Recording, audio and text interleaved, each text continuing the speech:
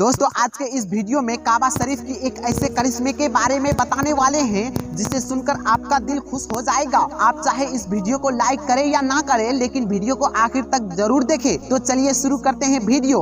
लाहौर में एक दूध बेचने वाला रहता था। उस नौजवान के दिल में हज करने की बहुत ही तलब थी। जब लोग हज करके वापस आते थे तो वो उनसे बहुत प्यार से मिलता था, उनके हाथ चूमता था। एक बार हज के मौसम में वो लोगों से पूछना शुरू कर दिया, हज को कैसे जाते हैं। किसी ने उसे बता दिया कि हज करने के लिए कराची से जाते हैं। फिर कराची पहुंचकर वो कहने लगा, हज करने के लिए कैसे जाते हैं, मुझे हज को जाना है। किसी ने उसे हाजी कैंप जाने का रास्ता बता दिया तो वो हाजी कैंप को चला गया। वहाँ पे बहुत से लोग हज को जा रहे थे, लेकिन इस बेचारे के पास ना ही टिकट था, ना ही पासपोर्ट था और ना ही पैसे थे, लेकिन उसके दिल में हज करने का जज्बा था। एक दिन उसके दिल में ख्याल आया कि जहाज में काम करने वाले कुली को इसके अंदर जाने की इजाजत है। चुनांचे उसने एक कुली से दोस्ती कर ली और कुली की वर्दी पहनकर हाजियों का सामान जहाज पर रखने लगा। जब सारा सामान खत्म हुआ तो जहाज के अंदर किसी एक कोने में जाकर बैठ गया और उसने जहाज में एक आदमी को कह दिया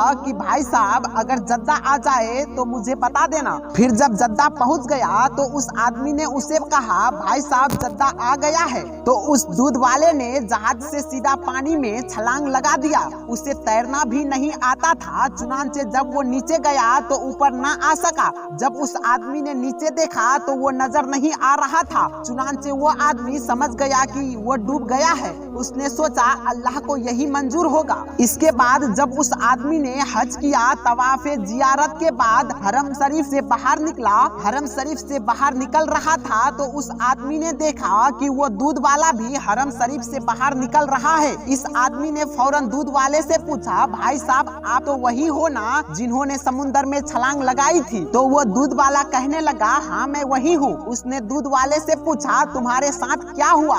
दूध वाले ने उसे कहा, मेरे साथ क्या हुआ है आगे चलकर बताएंगे। चुनांचे ये आदमी उसके साथ चल दिया। वो बाहर निकला तो देखा एक बिल्कुल नई कार खड़ी हुई है। ड्राइवर इंतजार कर रहा है। दूध वाला कार के अंदर बैठ गया और उस आदमी को भी बिठा दिया और एक मकान की तरफ चल दिया। उसे एक मकाम पर ले जाकर बैठा दिया और खादिम से कहा कि खाने पीने का सामान पेश किया जाए। खादिम कुछ फल लेकर आया तो उस आदमी ने हैरान होकर पूछा कि भाई मुझे बताओ आखिर ये क्या कहानी है। तो दूध वाला कहने लगा, ये तो राज की बात है, लेकिन तुम मेरे बारे में जानते हो इसलिए मैं तुम्हें बता रहा हूँ। फिर दूध वाले ने कहा, मेरे दिल में अल्लाह का घर देखने का बहुत शौक था और उसी का मुझे ये सिला मिला है। जब मैं जद्दा पहुंचा तो मैंने कहा, ए अल्लाह मैं अपने आप को तेरे हवाले करता हूँ।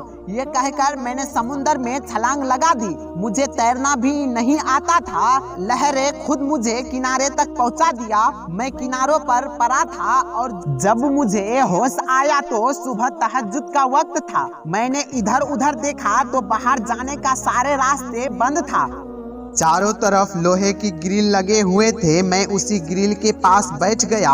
मैंने देखा उस ग्रिल के आगे एक घर है और उस घर के सहन में एक गाय बांधी हुई है और दो आदमी उस गाय का दूध निकालने के लिए आए हुए हैं, लेकिन वो लोग दूध नहीं निकाल पा रहे थे क्योंकि वो गाय उसके काबू में नहीं थे। लेकिन मेरा तो काम ही यही था। जब मैंने ये मंजर देखा तो उनको आवाज देकर अपनी तरफ बुलाया और इशारे से कहा, इसका दूध मैं निकाल सकता हूँ। अल्लाह का शान देखे, जहाँ मैं बंद था वो सामने वाले कोठी के मालिक का घर था। उसका एक बेटा था। डॉक्टर ने उसे हिदायत किया था कि अपने बेटे को गाय का दूध पिलाया करो। उसने स्पेशल अपने बेटे के लिए वो गाय खरीदी हुई थी। जब वो गाय दूध निकालने नहीं देता था तो वो और उसकी बीवी बहुत ही परेशान थे।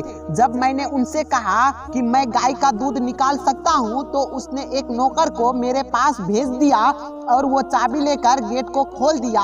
जब मैं गाय के पास पहुंच गया तो नीचे बैठकर दूध निकालने लगा। वो गाय मुझे दूध निकालने दे रहा था क्योंकि मुझे इसका तजर्बा था। मैंने 8 से 10 लीटर दूध निकाल कर दे दिया। सेठ की बीबी ने देखा तो बहुत ही खुश हुई। फिर उसकी बीबी ने कहने लगी, इस दूध वाले को जाने नहीं देना। जब मेरा सेठ से मुलाकात हुआ तो उन्होंने पूछा, तुम कौन हो, कहाँ से आए हो। मैंने कहा कि मैं पाकिस्तान से हज करने करने आया हूँ। फिर कहने लगा, हम तुमको जाने नहीं दूंगा, तुम अच्छे दूध निकालते हो। मैंने कहा, मैं दूध तो निकाल दूंगा लेकिन मुझे हज भी करना है। सेठ ने बोला, तुम फिक्र मत करो, तुम्हें हज भी करवा देंगे। मेरे ससुर का एक डेयरी फार्म है, उन्हें तुम जैसे बंदों की सख्त जरूरत है, तुम्हें वहीं पर हमेशा रहना होगा। मैंने कहा, मेरे बीबी बच्चे भी है, मैं यहाँ नहीं रह सकता हूँ। उसने कहा, तुम इसकी फिक्र मत करो, मेरा एक नया मकान है, तुम अपने बीबी और बच्चों को यही बुला लो, तुम सब मिलकर यही मकान में रहना